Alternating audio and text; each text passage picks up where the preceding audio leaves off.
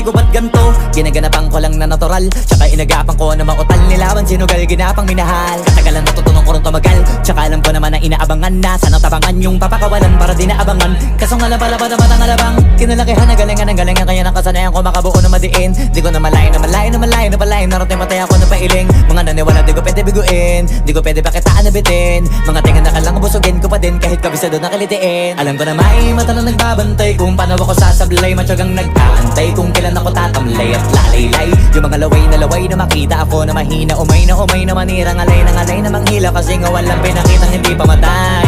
Na napasarap mag-rap, ang daming nagbago mula nung kilalanin ang tao. Daming nagtulak sa'kin, palaging maging ganado, palaging pakado, pag kumalaw palaging planado. Daming pasabog, kailangan pag malawak ang sakop, ikaw din ang talo sa laban. Pag nabalot ng takot kung saan ka aabot, takutin lahat ng mahahakot. Yung dami ng pagod ay may sukli pag di ka madamot. At kung di ko tsinaga, baka nauwi na sa wala. Ganito pala to kalala, kita mo naman na napala. Paano ko hindi ko ginawa? Yung iba di makahalata, malaki na ang nakataya. Marami na pwede mawala, kaya di na pwede pabaya. Hindi pwede puro mamaya, baka sa huli mapahiya. Totoo na parang himala lang siya mula sa iba ba tiningala. Matagal ko din na kinapakatagawa, di man na pa yung kalidad. Di mo na kita binabahan na marami pa nagdududa, puro kilos ang inuuna. Ngayon kita ba namumunga, tumutubo na. Pakarami ko nakukuha, pero di pa rin nalulula. Tas sa ugali wala pa rin binago, tao pa rin pag umaharap sa tao. Pero pag usapang rap pa, iba ako. Literal na may bago kong naabangan sa tuwing may ilalabas na bago. Yan ang ginawang pambawi sa nakikinig palagi, para mas lalo sila ganahan. Di yung mga bago ko hanapin, yung iba naman nabababawan, pero di na para atupagin.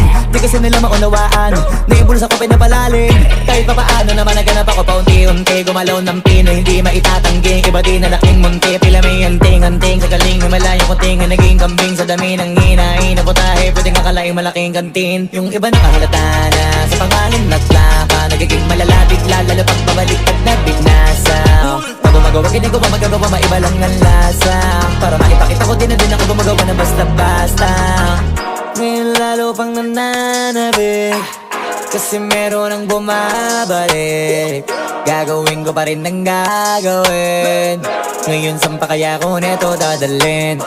Subok na yung lagi niyong sinusubok nun. Yung mga nanubok, yung ilong umusok, tsaka kumulutong bong. Ito na ngayon yung mga sinabihin yung gonggong. Sa tuktok na kami tumutungtong, ito yung hindi niya matutunton.